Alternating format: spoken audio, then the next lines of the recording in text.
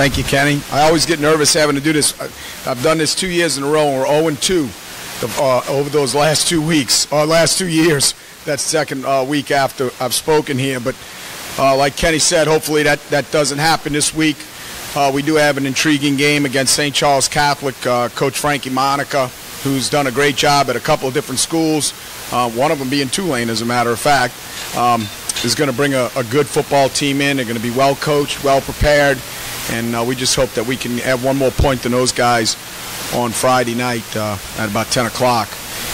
A little bit about us this year. We're a senior-laden team in the skill spots. We have a 4-year starter at quarterback, Eugene Wells, who is a dynamic a player as I've ever had an opportunity to not only coach but see. And I said and truly believe that he'll go down as one of the best players ever to play high school football at East Jefferson High School.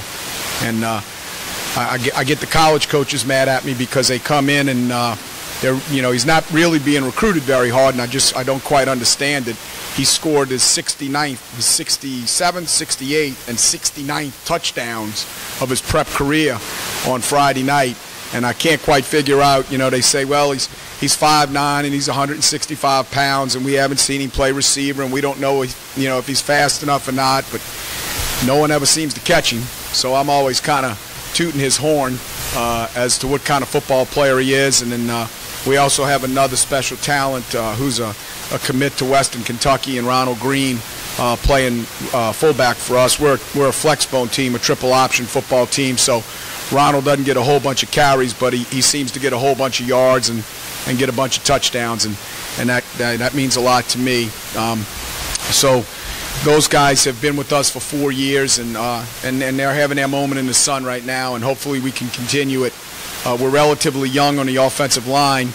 We start 2 juniors and a sophomore up there, but those guys have kind of molded and blended themselves together well, and that's where we have the majority of our size on our football team is up front offensively.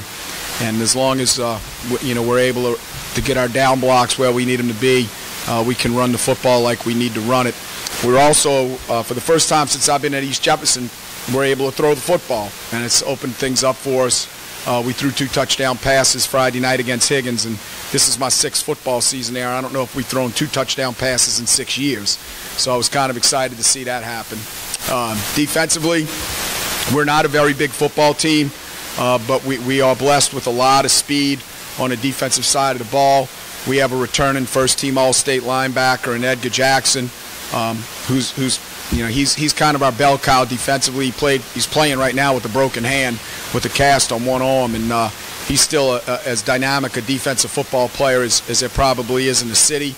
And we're blessed in the secondary. Our secondary has some very, very good players in it. One of them is the younger brother of Derek Raymond, who plays at LSU. Deshaun's probably a little bit better player than Derek just because he has better ball skills, and fortunately he's only a junior. But we have tall, lean kids in the secondary that can really run, and we have a couple of basketball players who came out who fit well in our secondary for us, because that's where we took a hit last year with graduation. Our schedule is unfolding pretty nicely for me. We were just talking a second ago with Kenny, and I know it's early in the year and there's a lot of football to be played, but you're already looking at PowerPoints. And in our district, we're sitting there with Salmon and Franklinton, and those guys have very good football teams, but they play bears of schedules. So, you could look at those guys at the end of the year, and they could be a 6-4, 7-3 football team, but be very, very good. And it just doesn't accumulate a lot of PowerPoints for you. And where we've had our Achilles heel, and I've taken a different approach to it, is we've been beaten 4 consecutive years in the first round of the state playoffs. And even though it's been for 4 different reasons, our first year we made the playoffs, we were beat by an extremely talented Breaux Bridge football team that was coming off a state title run. And they were just better than we were. And they proved it on the field. Believe me, it wasn't a close football game. And then the next year, we got into the playoffs again, and we wound up playing McDonough 35, who is athletically as talented as anybody there isn't, playing in the city. Then 2 years ago, we get into playoffs and we draw Alexandria, and we just had some things go wrong at the back end of the week for us, and we did not compete very well in the game itself. Had an opportunity to win it, and we didn't seize that moment and got beat. And then last year, we just got in the back end of the season and had some really tough games. We beat St. Aug, have to turn right back around and play Holy Cross for the district championship. We lose in the last seconds of the game. I'm still kind of looking for that official that threw that interference, but I guess that's a story. I can never quite figure out. I know we have some officials in here. You can delete offensive pass interference from the rule book and kind of make the rule book a little smaller, because offensive pass interference never, ever seems to occur. No disrespect, Torrance, because I know receivers never push off. And then, we get in the first round of the state playoffs, and who do we draw? McDonough 35. And, again, they had a special kid named Henderson, who I think is at Louisiana Tech now, and he scores 4 touchdowns against us, and we get beat in the last seconds of the game by those guys. So this year our approach is this football team is undefeated in the state playoffs, and all we want to do is win 1 game a week and see where we are in week 10 and see who we match up with, and just treat that as we treat a typical week during the season.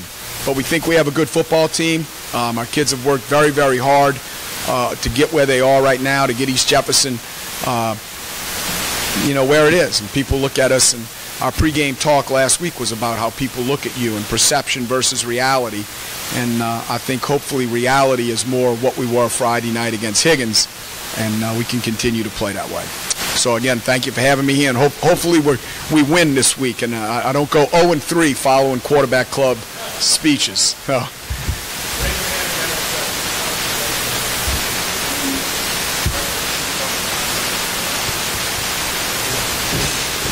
Thank you. Thanks, Kenny.